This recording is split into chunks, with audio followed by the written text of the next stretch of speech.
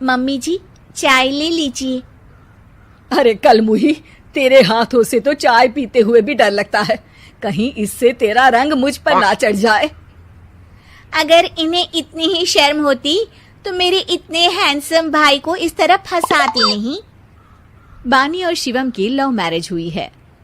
बानी के ससुराल में उसकी ननद और सास हैं, जिन्हें अपने गोरे रंग पर बहुत गुरूर होता है, जिस वजह से वो बानी को सिर्फ उसके सांवले रंग की वजह से नापसंद करती है और हमेशा उसे ताने सुनाती रहती हैं। बानी उनकी सभी जली कटी बातें सुनकर चुपचाप वहां से चली जाती है। तुम माँ और छोटी को कुछ बोलती क्यों नहीं? मम्मी जी बड़ी हैं, हर छुटकी ना समझ, इस तरह उन्हें उल्टा जवाब देना सही नहीं।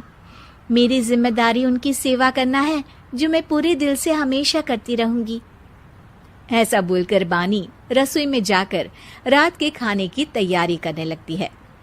रात को खाना खाते हुए बानी की सास उसे कहती है, कल मैंने अपनी फ्रेंड्स के साथ किटी पार्टी रखी है, समय से सारा खाना बना देना और अपना मनहूस चेहरा लेकर ज्यादा उनके सामने मत आना, समझी?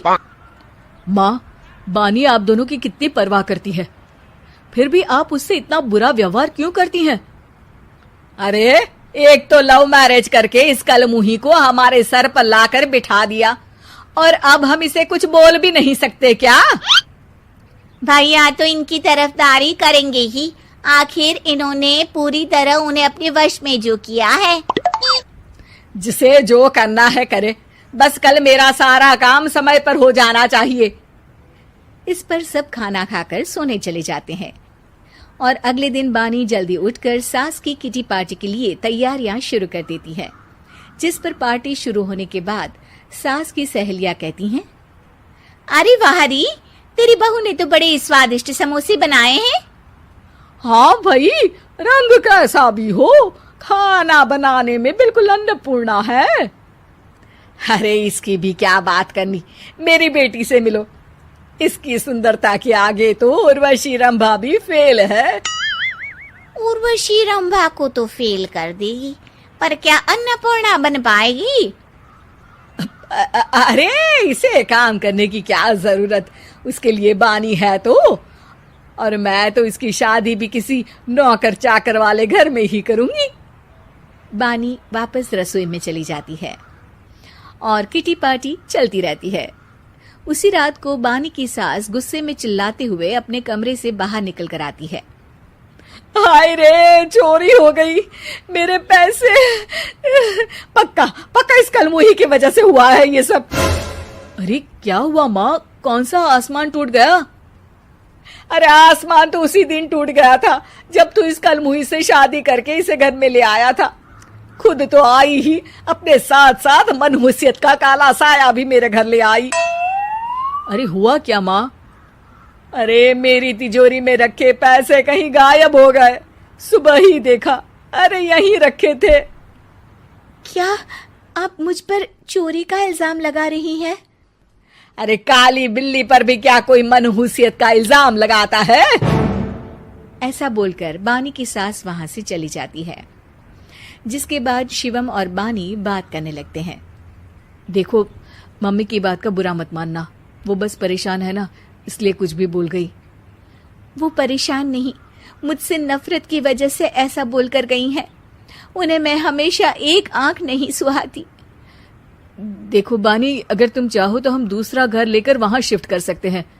आखिर तुमसे प्यार करके तुम्हें अपनी जिम्मेदारी पर इस घर में लेकर आया हूं, इस तरह टॉर्चर नहीं होने दे सकता। अगर आप साथ हैं तो मुझे किसी चीज की टेंशन नहीं, और आखिर वो हमारी बुजुर्ग हैं, हम उन्हें और छुटकी को इस तरह अकेले छोड़कर कैसे जा सकते हैं? इसके बाद बानी भी अपने कमरे में चली जाती है और अब हर रोज उसकी सास की तिजोरी से पैसे गायब होने लगते हैं।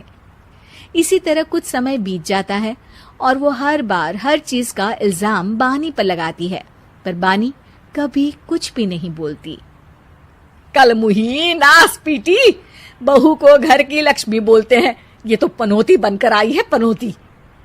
एक रात बानी की सास को आधी रात में प्यास लगती है, तो वो पानी पीने रसोई की तरफ जाती है। तभी उसे अपनी बेटी के कमरे में कुछ आवाज सुनाई देती है। हाँ हाँ, मैंने मम्मी की तिजोरी से हर रोज थोड़े थोड़े पैसे निकाल कर हम दोनों के लायक खूब पैसे इकट्ठे कर लिए हैं। और मम्मी आज तक उस सब के लिए भाभी को ही जिम्मेदार समझती है। तुम बस जल्दी से आकर मुझे यहाँ से ले जाओ और हम कहीं दूर जाकर शादी कर लेंगे। मम्मी को कुछ पता नहीं चलेगा, सब मुसीबत खत्म। अपनी बेटी की ये सारी बातें सुनकर बानी की सास भौंचक्की रह जाती है और अपने कमरे में वापस चली जाती है। जब अगली सुबह बानी सास के कमरे में आती है, मम्मी जी, क्या बात है, आज आप कमरे से बाहर ही नहीं आई? आपकी तबीयत तो ठीक है ना? क्या छुटकी कमरे से बाहर आई या तुम उसके कमरे में गई? नहीं नहीं, क्यों, जाना है क्या? मैं अभी चली जाती हूँ। नहीं, कोई कहीं नहीं जाएगा। इस पर वो बानी को साथ लेकर कमरे से बाहर आती है, जहाँ शिवम भी होता है। वहां उसकी सास बोलती है, छुटकी मेरी तिजोरी के सारे पैसे लेकर अपनी माँ के बारे में कोई ख्याल करे बिना किसी लड़के के साथ घर छोड़कर चली गई। और बहू, तुमने मुझ जैसी सास की सेवा करने के लिए अपने ही पति के साथ दूसरे घर जाने से मना कर दिया। मैंने हमेशा तुम्हारा रंग देखा अच्छा ही नहीं, जो मेरी सबसे बड़ी गलती है। मुझे माफ कर दे बेटा। और इसके बाद बानी की सास कभी अपनी बहू की तारीफ करते थकी नहीं।